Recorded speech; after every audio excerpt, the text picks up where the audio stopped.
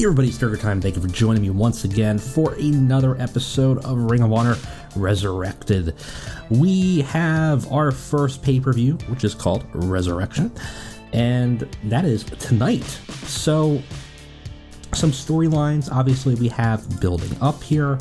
The big snafu was the fact that we had Tracy Williams that was supposed to win actually lost to Wheeler Yuta. Some thoughts. Someone had a good suggestion about maybe playing it into the story and doing something. I don't even want to get that complicated with it. We're just going to call an audible. We're going to mulligan it. And what we're going to do is we're going to say that Tracy Williams won. This would be the equivalent of there being a bad ref count, right? But we're ignoring it, basically. So Tracy Williams won, beat Wheeler Yuta. The finals for the tournament are going to be Tracy Williams versus Daniel Garcia. We're just going to go through with that. Obviously, we have our other storylines going forward. So overall, we're pretty much set up for this pay-per-view. The show that we had, which has been a couple weeks now, it kind of had unfortunately been a little under the weather for the last couple weeks and just did not feel like recording. So sorry for the drought, but hopefully the next couple weeks will be a bit better. I've had a horrible sinus infection that made me sound very stuffy, and really I just couldn't deal with it while recording, but just felt not great. So I kind of took a few weeks off just to recuperate. Still not 100%, but enough to start recording this week. So last episode we had the challenge between Jonathan Gresham and Samoa Joe. We had, obviously, Tracy Williams winning the tournament. We had the Briscoes attacking FTR backstage, wanting their rematch. We had Dalton Castle challenging Joe Hendry. And then, obviously, we have Deonna Purrazzo and Mercedes Martinez. So we got, those are kind of our major storylines, right? Our women's division championship is on the line. Main event is Gresham and Samoa Joe. FTR and Briscoes are getting a rematch. So interesting elements there. And then Dalton Castle and Joe Hendry either end their feud or continue their feud depending on how things shake out. And that's kind of the meat of the pay-per-view that we've built. Very simple, very basic, but that's what we're kind of going for. So we'll have to see, one, how many people we get. Two, how we can book around it. I think this is I want to say it's a 2.5 hour pay-per-view. Let's see. We can certainly take a look here and find out. It's 3.5 hours. So we have a lot of time. They give us some time to build some other things. So potentially start some storylines to move into the next rotation. We do basically have a pay-per-view a month. We may decide to break that away and do 6 basically every other month. That may be better for a booking purpose, but it might not be better financially. We'll have to see what the numbers look like. Because what we want to do is we are building up a debt. Obviously, it's going to get absorbed into AEW, but we don't necessarily want that. We would like to have some cash on hand for ourselves, even though that also gets absorbed. We want to be making money, basically. We don't want to be a net negative all the time. So if the pay-per-views assist in that might be a good way to go. We'll have to see. I'm not sure if they will, but certainly will be a potential option. All right, let's go ahead. Let's get on over to the show and see what our first pay-per-view for Ring of Honor looks like. We do have a backstage incident we got to worry about here. Hopefully nothing that bad. It looks like it's just Mercedes. So, Katie backstage and said that she thinks Layla Hirsch has a bright future and that she'd be willing to put her over in order to help take her to the next level. This offer is good for one match and will expire in 5 months. That's super cool. I've actually never gotten that. I've never gotten them willing to put someone over and offering it. So that is always awesome. Definitely something that we can do. Makes me wonder what to do. I've really been on the fence over whether I want Mercedes to have the belt or not. I don't know. Having her be willing to have a match with Layla, and maybe Layla having it, is interesting. I don't know. I have to think about this. This actually changes some mental mathematics in my head over what I want to do. We will medal again. Let's try this. Likely is failing. Okay, well, is there anybody that we can find that is likely? I think we already built something with Willow.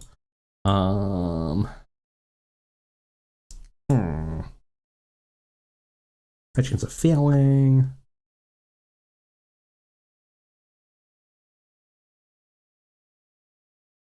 Extremely unlikely to do anything. It's always hard to find. What you kind of want to do is find somebody that's like an older mentor, like a Tully Blanchard, and see if you can find anybody who's going to have a high chance of succeeding, or something like that. You kind of want a protege where possible. We're not seeing anything here. We'll go ahead and try. Didn't work. That's fine. Absent workers, we don't have any, which is super cool. We do have to set our broadcaster, which... interesting. We actually have HBO Max for that.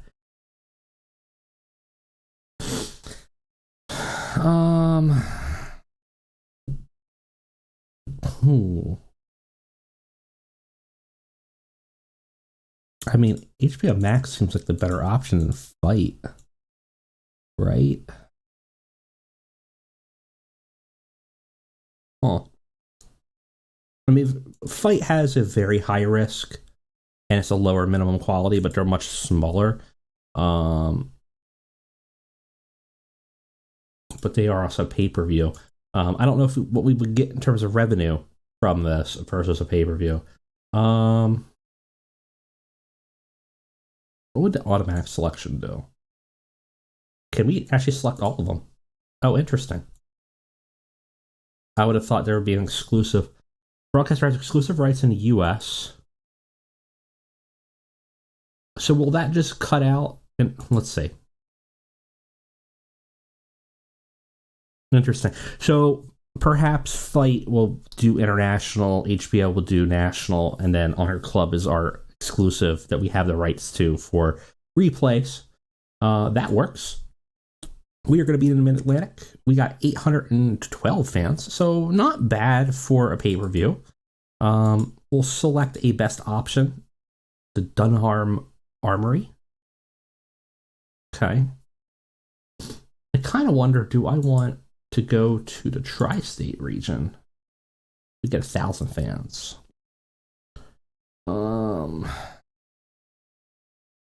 Yeah, I think that's the solution. I think it's a better option. I also think we need to do it in the 2300 arena. I think that's the right move for us. Okay, we got a pay-per-view to book. Some big names, some potential changes, some booking decisions that are still up in the air as I'm recording this. So some of this will be a surprise even to me. Let's go ahead and let's go on over to the pay-per-view. I'll catch you guys on the flip.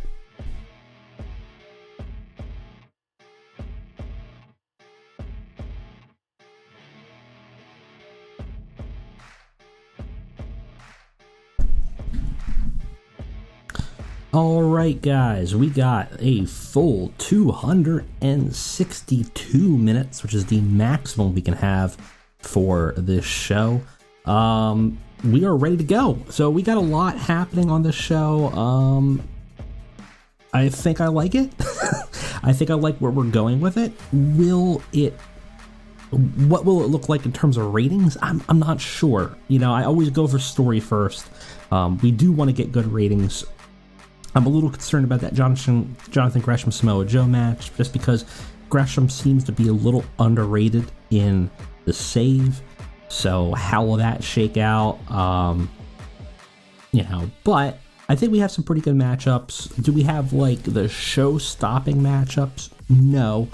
But I think we could get at least a 30. I think we could probably I would love to get like a 50 or higher for this show. That's really the goal. We've been hitting about 56s to 57s. So if I can get a 50 for an event, I'd be happy. If we can get above that 57 hump, that'd be great.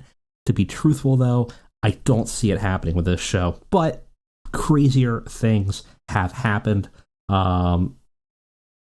So, we can certainly take a look and see if that ends up happening here. So with that, let's go ahead and let's get to the show. All right, so we started off with our defense of our 6-man tag team titles, which is an alliance title. It is held currently by the Undisputed Elite, so Adam Cole and the Young Bucks, and it is superb wrestling and good heat. Actually, everybody involved doing very well. We sort of have this bizarre 3-man setup here with Alex Zane, Lee Moriarty, and Matt Sydal. Sort of the weird mishmash Isle of Misfit Toys group up here versus Adam Cole and the Young Bucks. Obviously, the Undisputed Elite retain. Adam Cole pins Matt Sydal after flying crossbody and makes defense number 2 of the 6-man tag titles.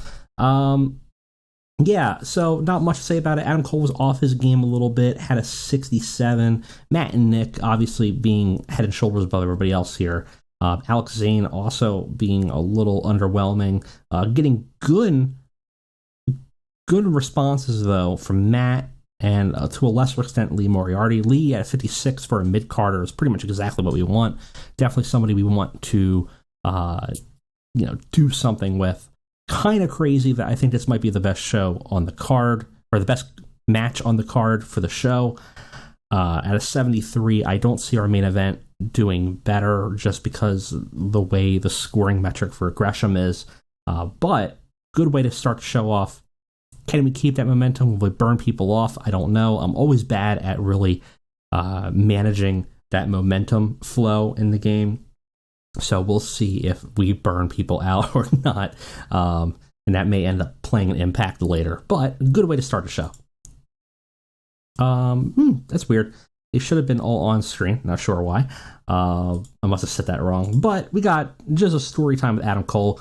We heard from them already, but we're hearing from them again, talking about being back in Ring of Honor, proving that, they're here, but they're not here for you. And they kind of target the fans. You betrayed us all here at Ring of Honor. You were supposed to be our fans. And then when we were making this company must watch, when you adored us, when you adored the Bullet Club, that all went away after we had to make difficult life choices to pursue our greater options. Kind of hinting that Adam Cole went to NXT. Obviously, Young Bucks left New Japan and Ring of Honor. And then there was sort of this wave of, Adam Cole hate, and then sort of the weird Bucks situation. And so they're kind of playing into sort of that fickleness from fans. And it goes, the Bucks, they're AEW guys. They're overbooking themselves. Adam Cole, I'm so sick of him. And he goes, well, guess what? We're here to stay. And we're here to take back this company. And we won't rest until every single belt is around our waists. So saying basically that the 6-man is not enough. They want them all. We lose some heat for our storyline that they're kind of baked into, unfortunately, but got the crowd hotter. So we're getting a pretty hot crowd, which is nice. We got Lio Rush making his debut. I believe it was his debut. Yes. Man of the Hour gimmick got very good. Kind of need to rename it because I got actually give him kind of a different gimmick, but it's similar. So we bring the Blackheart in. He defeats Kenny King in 20 minutes by pinfall. It's got a 57. It's a pretty solid match. Lio Rush is significantly better than Kenny King. Continued to get the crowd hotter. The crowd is hot in the 2300 arena. They are liking this. Overall, a good debut for Lio Rush and a good entry win. Afterwards, the segment does a little bit underperforming, but it's not too bad. He grabs a microphone and he starts talking to the crowd. He says, yes, Lio Rush has once again returned to pro wrestling and that nothing's going to stop him. He's going to prove once again that no matter what company, no matter what country he's in, whether it's, he says, no matter what country, what company, New Japan, AEW, Ring of Honor, Impact, kind of just naming everybody, right? AAA, no matter what country, Japan, the UK, America, Mexico, Blackheart is the true final boss of pro wrestling. And as he says that, Bandito and Chavo kind of come out, almost taking it as a challenge, hearing that Mexico part of it a bit. And I think Bandito kind of has some words for him. Chavo, being the mic man for Bandito, tells him that Lio Rush's ego is too big. He can't even he can't even stay in one company for more than 3 months. And he's declaring himself the final boss. And the final boss of Mexico is like, before you can even make that claim, you need to face a true pedigree and a true champion. So you got former Ring of Honor champion Bandito kind of taking the call on Lio Rush, saying, you say you're the final boss, well, you got to prove that. You got to face me. We start a storyline between Lio Rush and Bandito, starting to build up that as we kind of have a little bit of a mid-card feud for them. Gives Bandito something to do, gives Lio Rush something to do. Unfortunately, the segment doesn't do great, but Chavo's not the best on the mic, neither is Lio. So it's kind of not shocking, but I was hoping for like a 50. Also, something that's really poor, really, really poor. I got kind of shocked at this one. Mark Sterling comes out with Tony Nese. It says his client could beat anybody in 5 minutes. The true, premier athlete of Tony Nese. And this is a real poor segment. I might need to boost up Mark Sterling's microphone rating or something. I gotta see behind the scenes what he's set at, because that seems a little underwhelming. Tony Nese does fight Bobby Flaco. Actually, Bobby doesn't do bad. The match isn't great, but there's no heat to it. We didn't really build up much, and Bobby's unimportant, so we didn't expect much for this. It's a 5-minute match. It's not a big deal. In 4 minutes, 59 seconds exactly, Tony Nese defeats Bobby Flaco. Tony has a 46. Bobby has a 42. It was a high spots match. Bobby actually performed pretty well. I'm pretty happy with that. I think if we build up this new developmental character, if we kind of wrap up an interesting character around him, give him somebody to fight, and I think that's what we're going to look at next episode, is like, what can we do with Bobby here? Who can we put him against to make a challenge, make something interesting. We can always go back to Tony Nese afterwards too.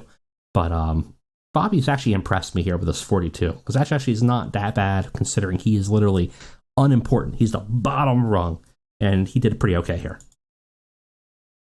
This segment doesn't do very well, unfortunately, but obviously Nese is abusing Bobby in the ring after the fact, and Flip Gordon debuts, returns back to Ring of Honor, this time as a baby face, bringing him in his All-American Marine gimmick, comes in to defend Bobby Flaco, and pushes back Tony Nese. We're building up a feud between Nese and Flip here. He gets a pretty good debut for his sort of cocky gimmick here. So as long as he knows, that gravity works, flips fine. We continue the storyline here. Unfortunately, this segment doesn't do too well. Briscoes versus FTR underperforms, unfortunately. Fans were turned off by the finish of the match, and I kind of suspected this. I wasn't 100% sure because our product does say that fans will be turned off by tainted or cheap finishes, but I didn't know if interference finish would count for that, because there is actually a cheap and tainted finish versus that. So we did get a penalty for that. It's still a pretty solid match, but to a surprise upset here, the Briscoes defeat FTR and end up becoming the Ring of Honor World Tag Champions again. But this is due to interference from the Young Bucks, who show up and distract Cash Wheeler, end up attacking Dax Harwood, allowing for the win, interjecting themselves into the match in a very heelish fashion. So, Jay did very well. Mark's just fine. Cash did fine. Dax did very well. Overall, we lost some heat for our storyline here, unfortunately. And it did get the crowd buzzing, which is unfortunate because I don't think I have anything to cool them down. I have a storytelling match, but I don't specifically have a calm the crowd match, which may be a problem later. We will see. Gets us a 53. It's okay. And we have to do tag champions. Whoa. Well, that was fast. I accidentally double-clicked that. That was just a afterwards beat down. Obviously, the Bucks beat up FTR. They attack the Briscoes as well. We know that the tag team scene, obviously, they said Young Bucks said that they want all the belts, so obviously that's probably including the tag titles as well. So we're looking like we're building up to a 3-man feud. FTR loses this one. Can they win the rubber match with the inclusion of the Young Bucks? Does that make things more interesting? What happens? We're kind of building up towards probably like a ladder match or something at the next pay-per-view. So that was what that was. It was just a beatdown.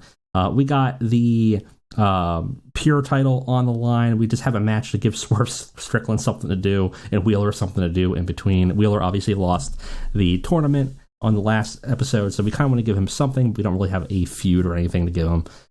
So it's great wrestling. It's decent reaction. They both did very well. Swerve kind of carried it, but Wheeler is not too far behind. Gets us 62. Wheeler retains. Not much to say about it. It's a pretty good match. Afterwards, we have a women's elimination match for the remaining women on the roster to kind of give them something to do. The winner of this obviously is going to be in important standings for the first challenge for whoever becomes Ring of Honor Women's Champion, whether Deonna retains or whether Mercedes takes it. And we have the debut of Jordynne Grace. She might have actually debuted before. I'm not 100% positive, but we have her kind of enter in a big way. Afterwards, obviously, I didn't expect this match to do very well, but we have AQA, Willow, Maddie, Layla, Jordan, and Camille. Didn't have much great heat, had pretty terrible wrestling. Not much to be expected. I probably should have set this one to the calm the crowd, because this definitely probably calmed them. It's only a 31. Jordan had a 49. That's pretty much the best we have on there. Willow had a 38. Layla had a 34. Not great. Not great at all. Strangely enough, Camille was the last out. There was no way to set it. I wanted Willow to be the last one, but that's interesting. Jordynne Grace defeats all of them in terms of eliminations. It's Maddie, AQA, Layla, Willow, and then Camille. Afterwards, we had Willow going up, showing the Code of Honor and shaking Jordan's hand, because we originally had her planned to be the last in. But Jordynne Grace shows her heel colors and ends up attacking her instead, showing that, she's here to be dominant, not to be friends. The crowd eats it up. We gain heat for the Willow versus Goliath storyline as we kind of put Willow in a feud with Jordan. Jordan also going to probably be the main challenger for the title going forward. So we kind of have this interim storyline. This might be a longer storyline. We kind of have to decide how that all shakes out. But Willow gets attacked by Jordan. We got the finals of our tag tournament, or our top prospects tournament. Sorry, not tag tournament. And it's good wrestling, decent reaction from the crowd. Got the crowd buzzing again. And got a 56, which is pretty solid for both of these guys because they're both basically mid-carders. Daniel Garcia defeats Tracy Williams in 19 minutes, has a really important win, submits him with a sharpshooter, and wins the tournament. Garcia now gets the opportunity to challenge for any title that he's applicable for, so he can't challenge for the women's title because he's not part of that division, but he can, or the tag title because he doesn't have a tag team member, but he can challenge for the pure, the television, or the world. I guess technically he could challenge for the IWGP US as well. Regal comes out to present him the trophy. Unfortunately, both of them struggled with dialogue. And, well, actually, Regal just struggled because Garcia wasn't following a script, and Garcia was struggled going off the hip here. He wins the tournament, is given a trophy by Regal. William Regal grabs a microphone and interviews Garcia quickly, and he goes, Mr. Regal, or Mr. Garcia, I've had my eye on you for a while, and I know you are bound for many great things. You've had an opportunity now to challenge for any title you'd like in Ring of Honor. Have you made your decision?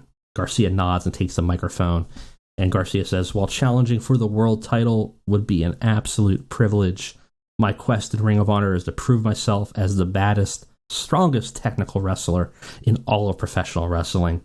That's why it's not about a title, it's about the target.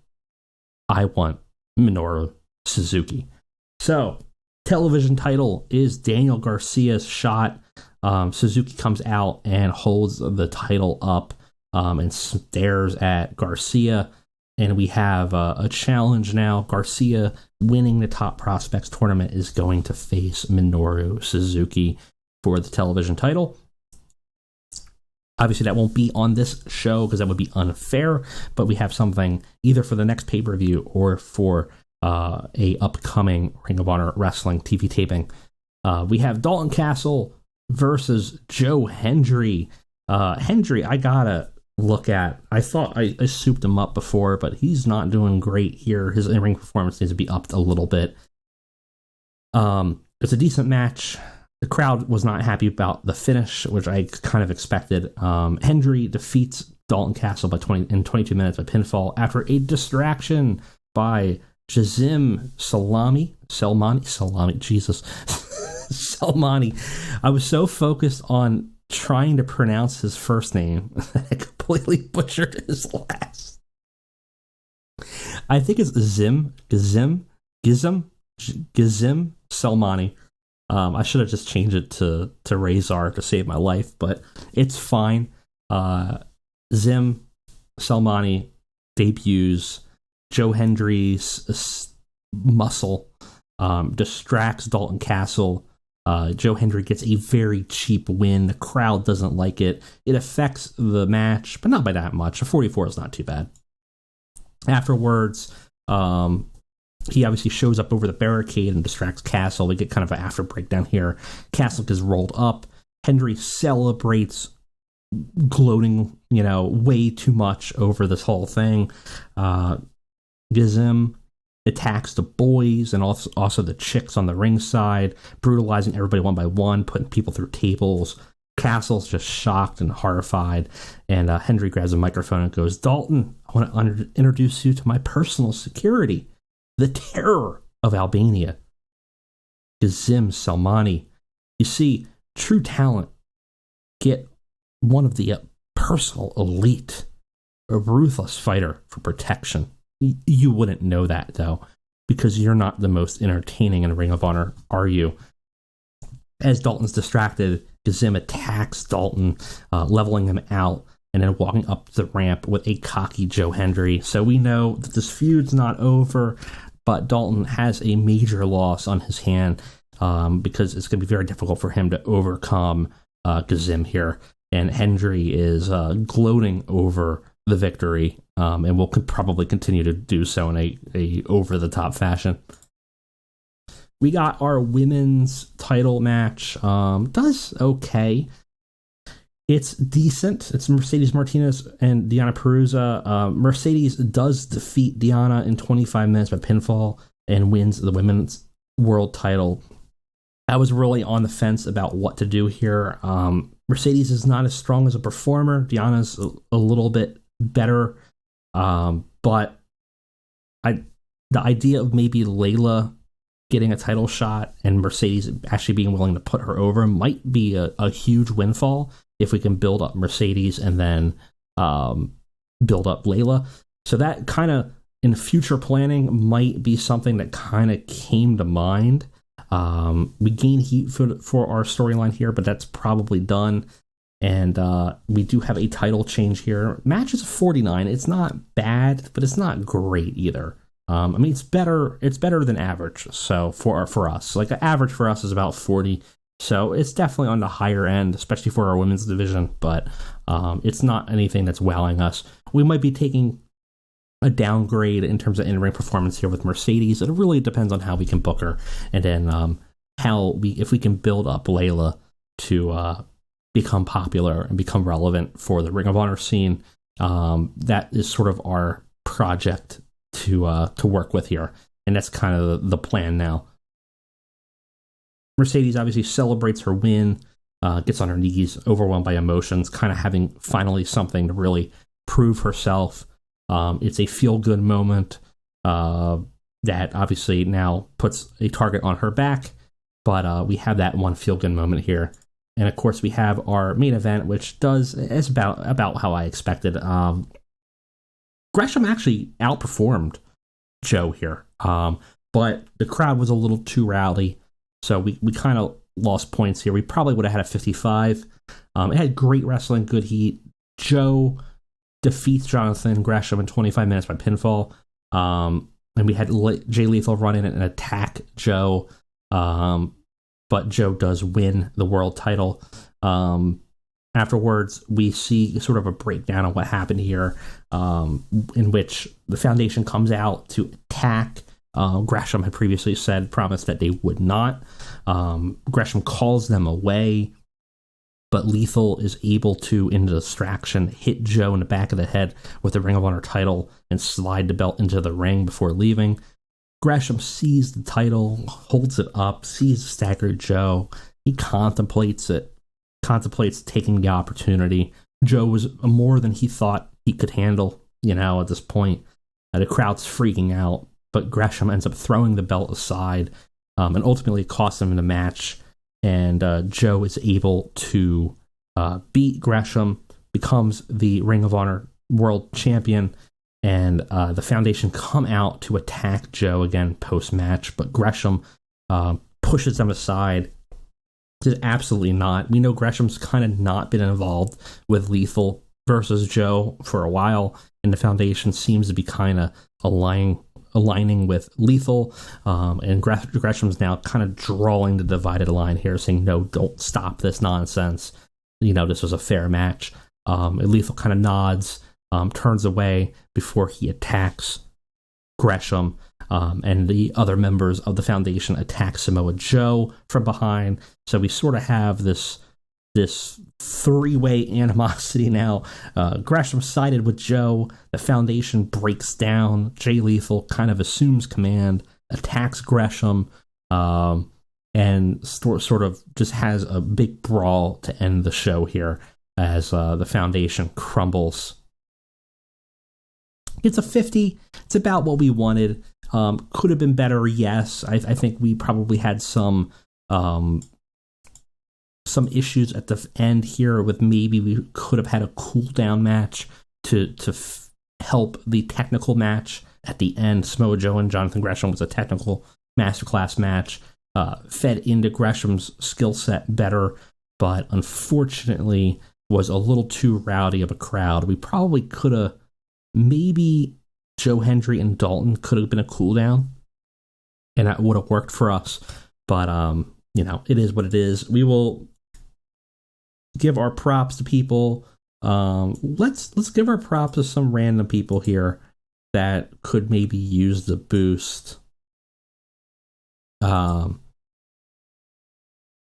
see if that gives us some benefit. I think I managed to convince Cash to take the loss, but he was a little upset about it. But I think we protected him, and I think he was fine, so I don't think there's any morale issues, but we'll see. Everyone's fine. All right. We do have some mail. What are our reviewing figures? 400,000 is not bad. 0 buys. 0.10 buys on the pay-per-view because everyone's watching on HBO, I guess, instead. What does that give us in terms of money? I don't know. I'll cut it back in half. So I don't know. I don't know what the best route is for that. We'll put them on there, but it seemed like people decided to go on, I guess, HBO versus Fight, because there was no pay-per-view buys, but we did make some money from the broadcast of the show, so ticket sales did well too. So that there is that. But I think we're still going to be a loss leader for AEW. Hopefully they don't boot us out. We are ranked 7th in the world right now, so we are still very tiny for what we are, and we have a long way to go to move up to medium. But that is definitely the focus as we try to kind of track that progress and move forward. Overall, though, pretty happy with where we stand on that. I think we have some new storylines to work with that are going to be pretty interesting, and I think overall it was a pretty successful pay-per-view. Thank you guys for joining me, and I'll see you next time for another episode.